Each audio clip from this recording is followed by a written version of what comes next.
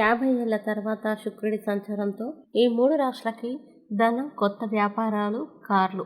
మరి ఆ వివరాలేమిటో పూర్తిగా తెలుసుకునే ముందు మీరు ఏమైనా సమస్యలతో బాధపడుతుంటే వాటి పరిష్కారం కోసం మీరు మా గురువుగారి నెంబర్కి కాల్ చేసి మీ సమస్యలకి తగిన పరిష్కారం పొందండి. ఖచ్చితంగా మీ సమస్య పరిష్కారం అవుతుంది. ఇక వివరాల్లోకి వెళ్తే శుక్రుడు జూన్ 29న మేషరాశిని విడిచిపెట్టి సొంత రాశి అయినటువంటి వృషభ రాశిలోకి ప్రవేశిస్తాడు. ఈ సంచారం కారణంగా 50 ఏళ్ల తర్వాత కేంద్ర త్రికోణ రాజయోగం, మాలవ్య రాజయోగం ఏర్పడతాయి. అందువల్ల కొన్ని రాశుల వారికి శుభ ఫలితాలు కలగబోతున్నాయి. అందులో ముందుగా కన్యా రాశి. శుక్రుడి రాశి మార్పుతో ఏర్పడిన కేంద్ర త్రికోణ రాజయోగం ఏర్పడడం వల్ల ఈ రాశి వారికి బాగా కలిసి వస్తుంది. ఇప్పుడు మీ ప్రణాళికలు ఫలిస్తాయి. సొంత వ్యాపారాన్ని మొదలు పెట్టడానికి కూడా ఇది మంచి సమయం.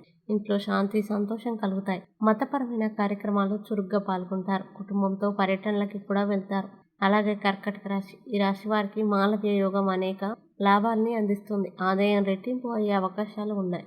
డబ్బుకు లోటు ఉండదు. కొత్త కారు కొనే అవకాశం కూడా ఉంది. వ్యాపారాలు కూడా మొదలు పెడతారు. మంచి లాభాల్ని పొందుతారు. అలాగే సింహరాశి. ఈ రాశి వారికి కేంద్ర త్రికోణ మాలవ్య రాజయోగాలు అదృష్టాన్ని తీసుకొస్తాయి. మీ కష్టానికి తగ్గ ఫలితం ఉంటుంది. ఇంక్రిమెంట్లు, ప్రమోషన్లు వచ్చే అవకాశం కూడా ఉంది.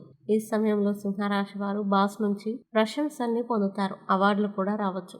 వ్యాపారాలకు ఎక్కువ లాభం వస్తుంది. కుటుంబ సభ్యులందరూ ఐకమత్యంగా కలిసి సంతోషంగా ఉంటారు. ఈ వీడియోని లైక్ చేయండి, షేర్ చేయండి. ఇలాంటి మరిన్ని వీడియోల కోసం మా ఛానల్ని ఇప్పుడే సబ్స్క్రైబ్ చేయండి.